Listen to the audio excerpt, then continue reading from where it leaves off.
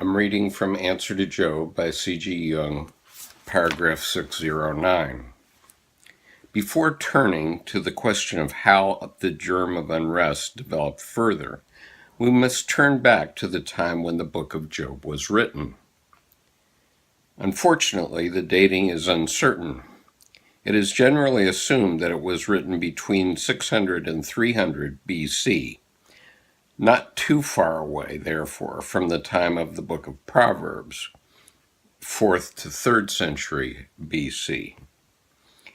Now, in Proverbs, we encounter a symptom of Greek influence, which, if an earlier date is assigned to it, reached the Jewish sphere of culture through Asia Minor, and if a later date, through Alexandria. This is the idea of Sophia, or the Sapientia Dei, the divine wisdom, who is a co-eternal and more or less hypostatized pneuma of feminine nature that existed before the creation. This part of the reading from Proverbs 8, 22 to 24, 27, and 29 to 31. The Lord possessed me in the beginning of his way, before his works of old. I was set up from everlasting, from the beginning, or ever the earth was. When there were no depths, I was brought forth. When there were no fountains abounding with water. When he established the heavens, I was there. When he marked out the foundations of the earth, then I was by him as a master workman. And I was daily his delight, rejoicing always before him, rejoicing in his habitable earth, and my delights were with the sons of men. Paragraph 610. This Sophia, who already shares certain essential qualities with the Johannine Logos, is on the one hand closely associated with the Hebrew Chochmah, but on the other hand goes so far beyond it that one can hardly fail to think of the Indian Shakti. Relations with India certainly existed at that time, the time of the Ptolemies. A further source is the wisdom of Jesus and son of Sirach, or Ecclesiasticus, written around 200 BC, where wisdom says of herself, I come out of the mouth of the Most High, and covered the earth as a cloud. I dwelt in high places, and my throne is in a cloudy pillar. I alone encompassed the circuit of heaven, and walked in the bottom of the deep. I had power over the waves of the sea, and over all of the earth, and over every people and nation.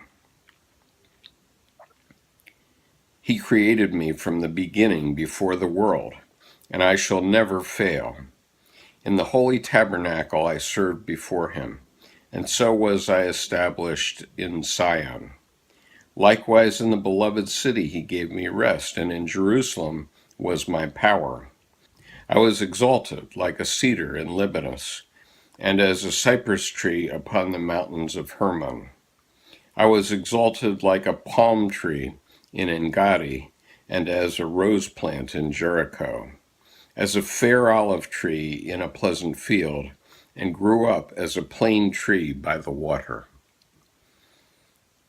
I gave a sweet smell like cinnamon and aspergillus, and I yielded a pleasant odor like the best myrrh.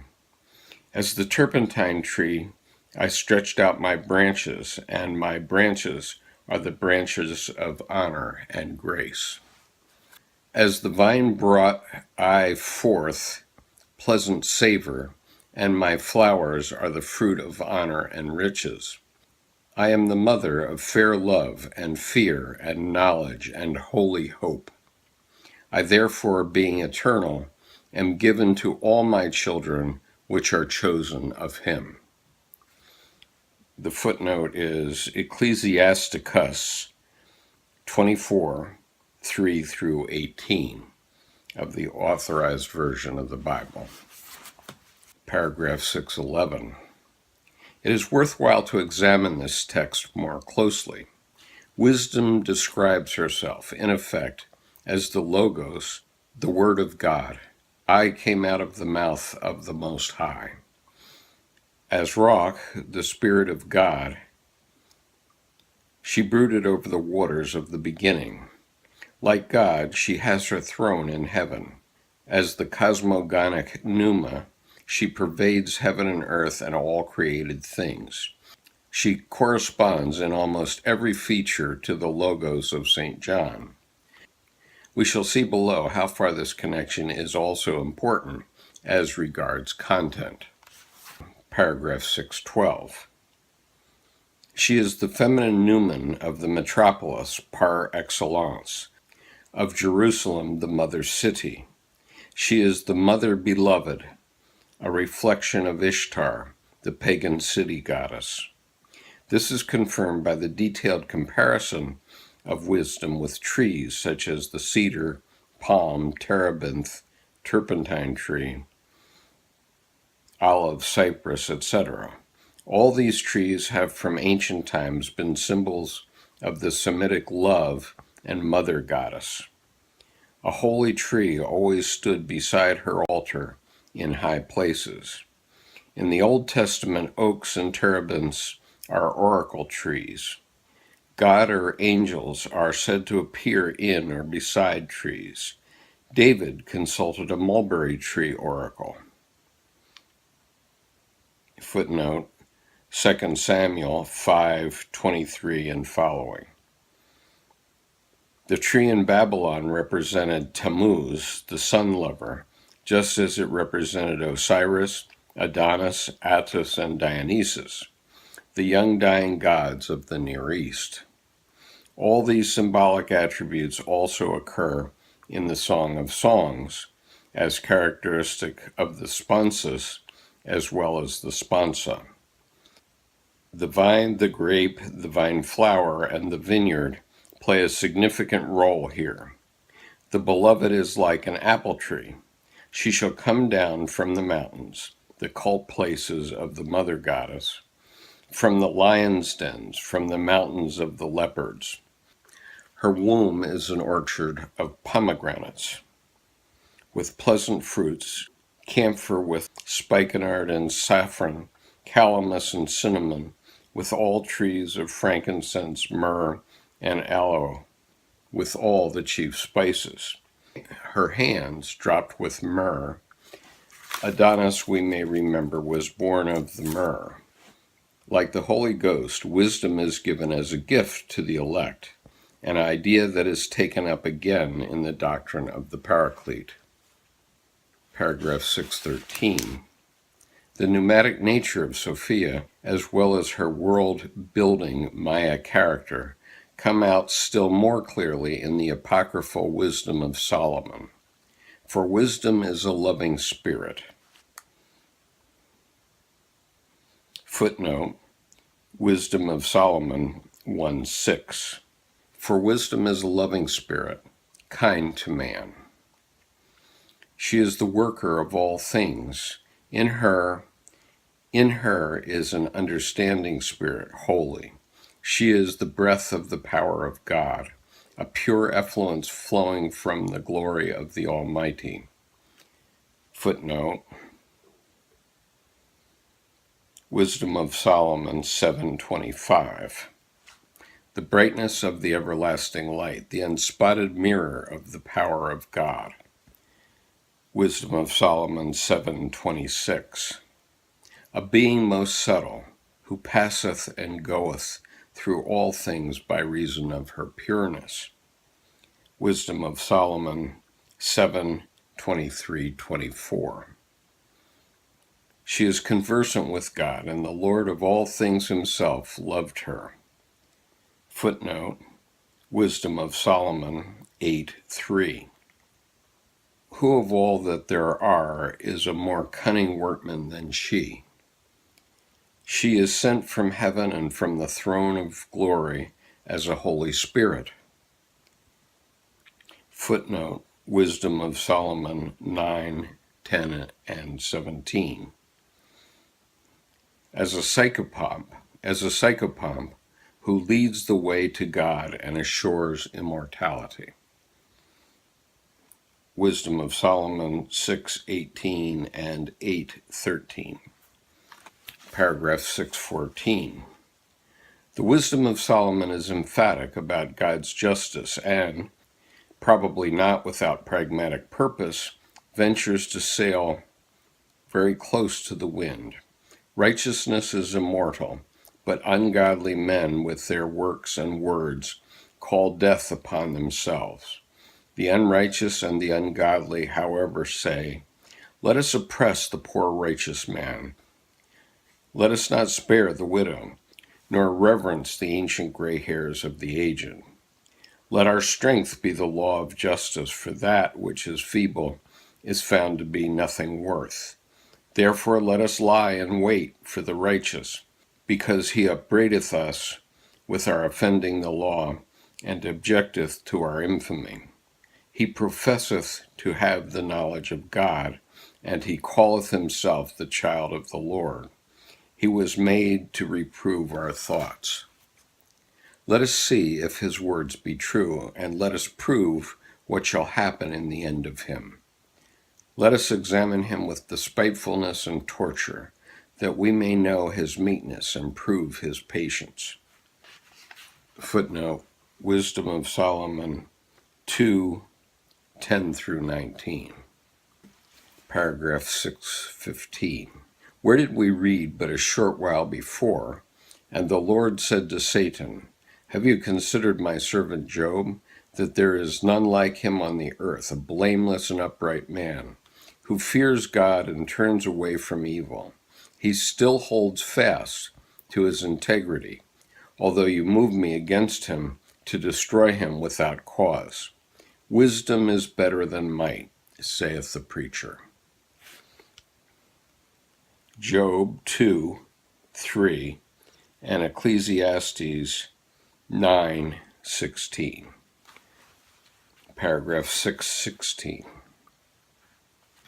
Not from mere thoughtfulness and unconsciousness, but from a deeper motive, the wisdom of Solomon here touches on the sore spot. In order to understand this more fully, we would have to find out in what sort of relation the book of Job stands to the change that occurred in the status of Yahweh at about the same time, i.e., its relation to the appearance of Sophia. It is not a question of literary history, but of Yahweh's fate as it affects man. From the ancient records, we know that the divine drama was enacted between God and his people, who were betrothed to him, the masculine dynamis, like a woman, and over whose faithfulness he watched jealously. A particular instance of this is Job, whose faithfulness is subjected to a savage test. As I have said, the really astonishing thing is how easily Yahweh gives in to the insinuations of Satan. If it were true that he trusted Job perfectly, it would be only logical for Yahweh to defend him, unmask the malicious slanderer, and make him pay for his defamation of God's faithful servant. But Yahweh never thinks of it, not even after Job's innocence has been proved. We hear nothing of a rebuke or disapproval of Satan. Therefore, one cannot doubt Yahweh's connivance. His readiness to deliver Job into Satan's murderous hands proves that he doubts Job precisely because he projects his own tendency to unfaithfulness upon a scapegoat. There is reason to suspect that he is about to loosen his matrimonial ties with Israel, but hides this intention from himself. This vaguely suspected unfaithfulness causes him, with the help of Satan, to seek out the unfaithful one, and he infallibly picks on the most faithful of the lot, who is forthwith subjected to a grueling test. Yahweh has become unsure of his own faithfulness. Paragraph 617. At about the same time, or a little later, it is rumored what has happened. he has remembered a feminine being who is no less agreeable to him than to man, a friend and playmate from the beginning of the world, the firstborn of all God's creatures, a stainless reflection of his glory and master workman, nearer and dearer to his heart than the late descendants of the protoplast, the original man, who was but a secondary product stamped in his image. There must be some dire necessity responsible for this anamnesis of Sophia. Things simply could not go as before. The just God could not go on committing injustices, and the omniscient could not behave any longer like a clueless and thoughtless human being. Self-reflection becomes an imperative necessity, and for this wisdom is needed. Yahweh has to remember his absolute knowledge, for if Job gains knowledge of God, then God must also learn to know himself. It just could not be that Yahweh's dual nature should become public property and remain hidden from himself alone. Whoever knows God has an effect on him. The failure of the attempt to corrupt Job has changed Yahweh's nature. Paragraph 618. We shall now proceed to reconstruct, from the hints given in the Bible and from history, what happened after this change. For this purpose, we must turn back to the time of Genesis and to the protoplast before the fall. He, Adam, produced Eve, his feminine counterpart, from his rib with the Creator's help, in the same way as the Creator had produced the hermaphroditic Adam from the prima materia, and along with him, the divinely stamped portion of humanity, namely the people of Israel and the other descendants of Adam. Mysteriously following the same pattern, it was bound to happen that Adam's first son, like Satan, was an evildoer and murderer before the Lord, so that the prologue in heaven was repeated on earth. It can easily be surmised that this was the deeper reason why Yahweh gave special protection to the unsuccessful Cain, for he was a faithful reproduction of Satan in miniature.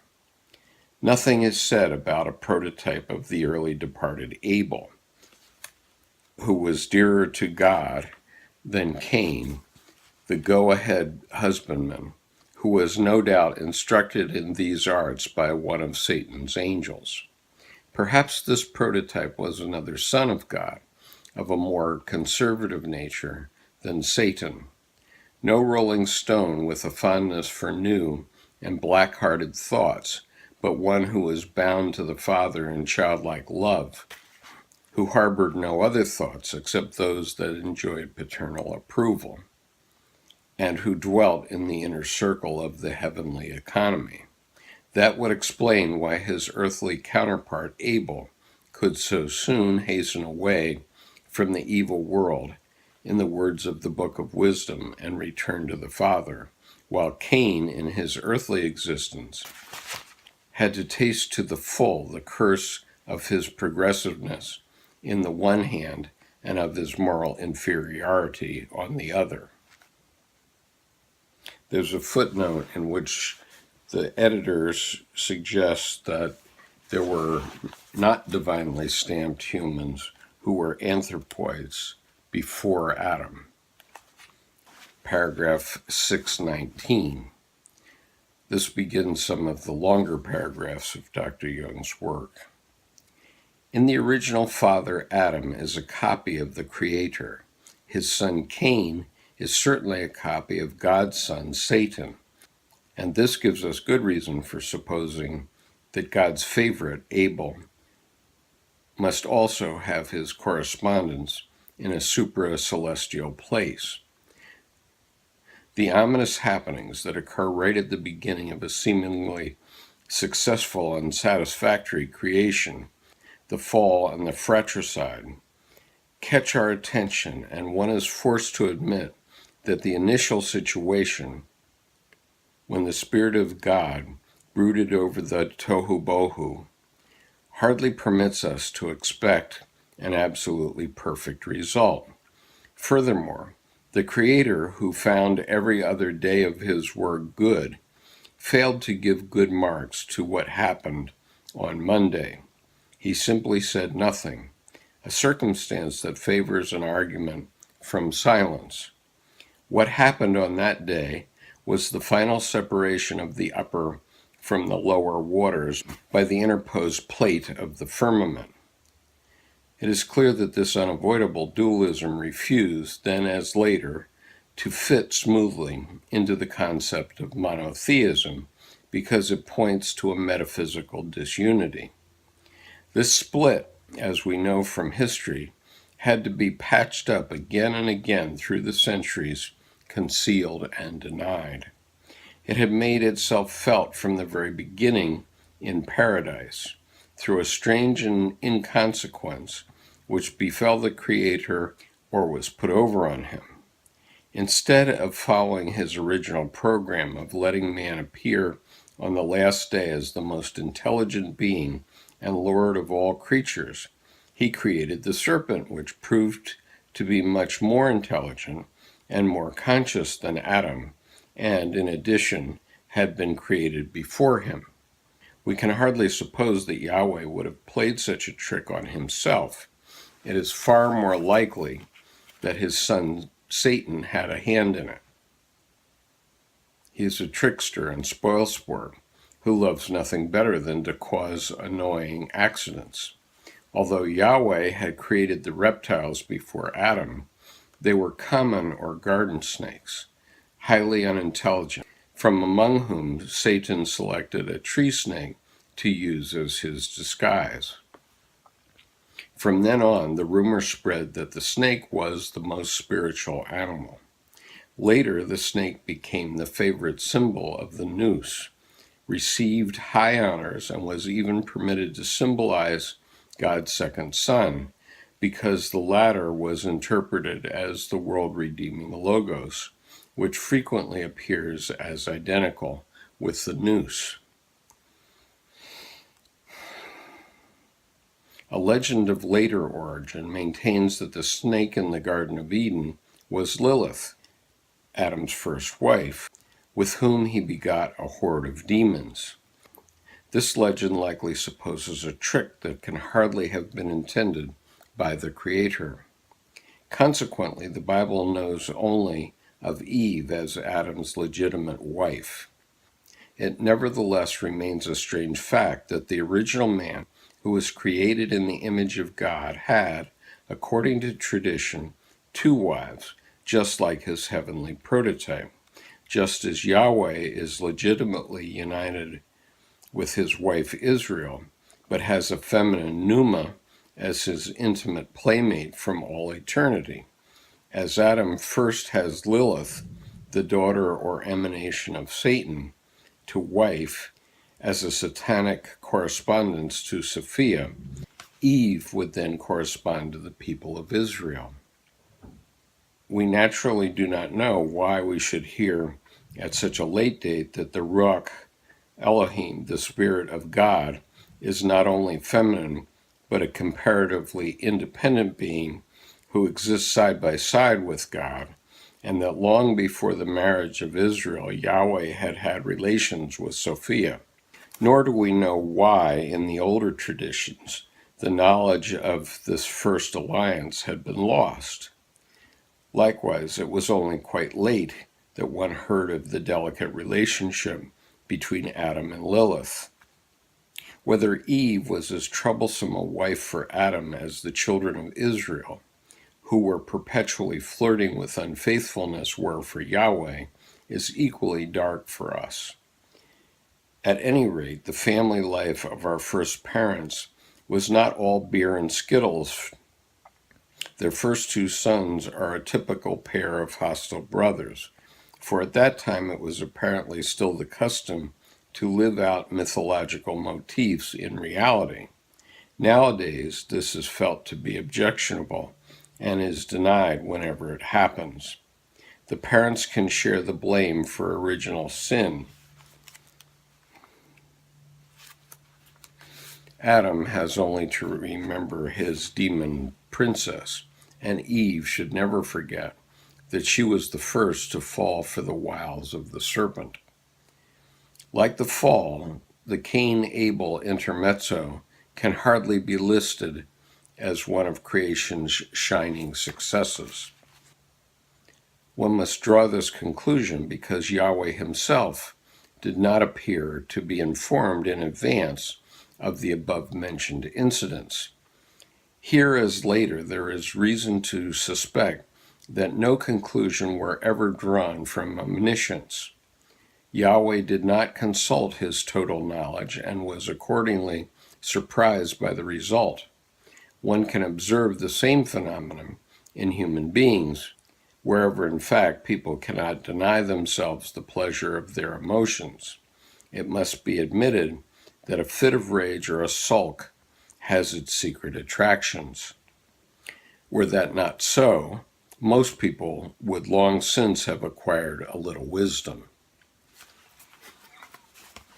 Paragraph 620.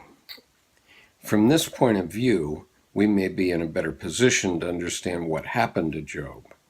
In the pleromatic, or as the Tibetans call it, bardo state, there's a perfect interplay of cosmic forces, but with the creation, that is, with the division of the world into distinct processes in space and time, events begin to rub and jostle one another. Covered by the hem of the paternal mantle, Satan soon starts putting a right touch here and a wrong touch there, thus giving rise to complications which were apparently not intended by the Creator's plan and which come as surprises. While unconscious creation, animals, plants, and crystals, functions satisfactorily, so far as we know, things are constantly going wrong with man. At first, his consciousness is only a little higher than that of the animals, for which reason his freedom of will is also extremely limited. But Satan takes an interest in him and experiments with him in his own way, leading him into all sorts of wickedness, while his angels teach them the arts and sciences, which until now have been reserved for the perfection of the pleroma. Even in those days, Satan would have merited the name of Lucifer. The peculiar, unforeseen antics of men arouse Yahweh's wrath and thereby involve him in his own creation. Divine interventions become a compelling necessity. Irritatingly enough, they only meet with temporary success. Even the draconian punishment of drowning all life with a few choice exceptions, a fate which, according to old Johann Jakob Scherzer, on the evidence of the fossils, not even the fishes escaped, had no lasting effect. Creation remained just as tainted as before. The strange thing is that Yahweh invariably seeks the reason for this in man, who apparently refuses to obey, but never in his Son, the father of all tricksters. This false orientation cannot fail to exacerbate his already touching nature, so that fear of God is regarded by man in general as the principle and even the beginning of all wisdom. While mankind tried, under his hard discipline, to broaden their consciousness by acquiring a modicum of wisdom, that is, a little foresight and reflection, it is clear from the historical development that Yahweh had lost sight of his pleromatic coexistence with Sophia since the days of creation. Her place was taken by the covenants with the chosen people, who were thus forced into the feminine role. At that time, the people consisted of a patriarchal society, in which women were only of a secondary importance.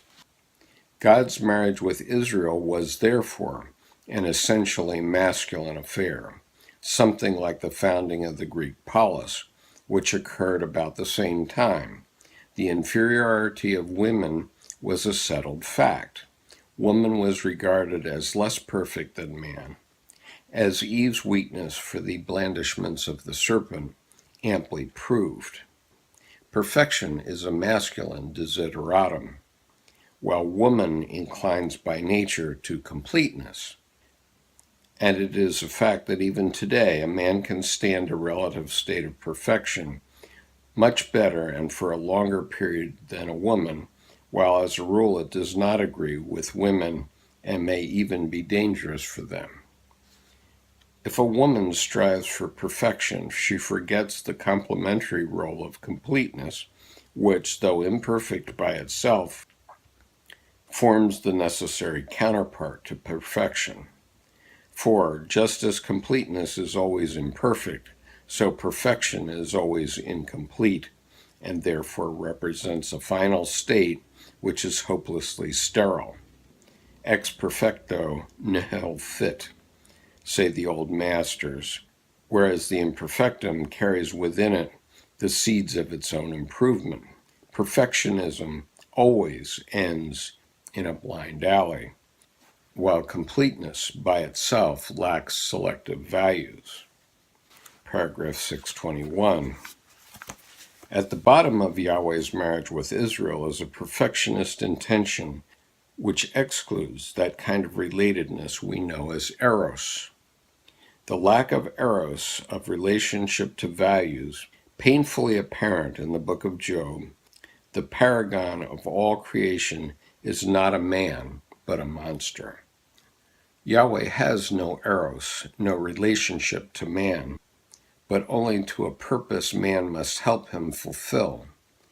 But that does not prevent him from being jealous and mistrustful like any other husband, though even here he has his purpose in mind and not man. Paragraph 622.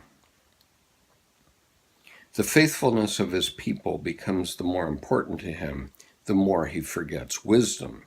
But again and again they slip back into unfaithfulness, despite the many proofs of his favor. This behavior naturally does nothing to mollify Yahweh's jealousy and suspicion. Hence, Satan's insinuations fall on fertile ground when he drips his doubt about Job's faithfulness into the paternal ear.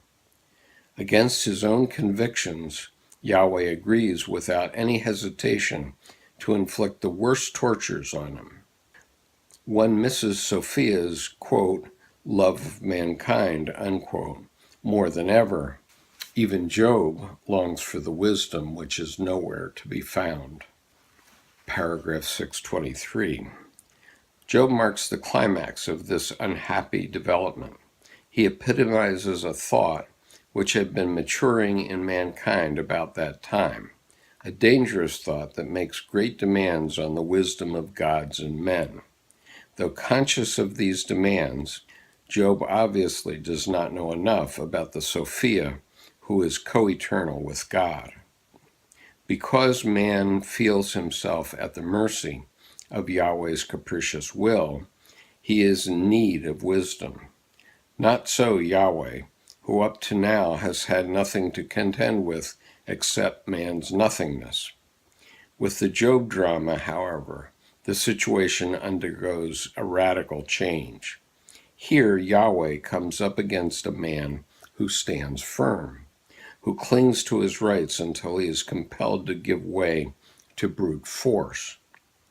He has seen God's face and the unconscious split in his nature. God was now known, and this knowledge went on working not only in Yahweh, but in man too. Thus it was the men of the last few centuries before Christ who, at the gentle touch of the pre-existent Sophia, compensate Yahweh and his attitude, and at the same time complete the anamnesis of wisdom. Taking a highly personified form that is clear proof of her autonomy, wisdom reveals herself to men as a friendly helper, an advocate against Yahweh, and shows them the bright side, the kind, just, and amiable aspect of their God. Paragraph 624.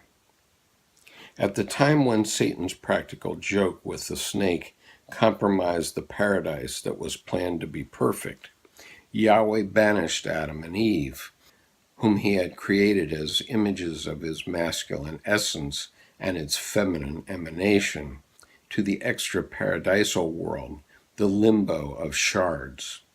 It is not clear how much of Eve represents Sophia and how much of her is Lilith. At any rate, Adam has priority in every respect. Eve was taken out of his body as an afterthought. I mention these details from Genesis only because the reappearance of Sophia in the heavenly regions points to a coming act of creation. She is indeed the master workman. She realizes God's thoughts by clothing them in material form, which is the prerogative of all feminine beings. Her coexistence with Yahweh signifies the perpetual hierosgamos from which worlds are begotten and born. A momentous change is imminent. God desires to regenerate himself in the mystery of the heavenly nuptials, as the chief gods of Egypt had done from time immemorial, and to become man. For this he uses the Egyptian model of the god's incarnation in Pharaoh, which in its turn is but a copy of the eternal hierosgamos in the pleroma. It would, however, be wrong to suppose that this archetype is merely repeating itself mechanically. So far as we know, this is never the case, since archetypal situations only return when specifically called for. The real reason for God's becoming man is to be sought in his encounter with Job. Later on, we shall deal with this question in more detail.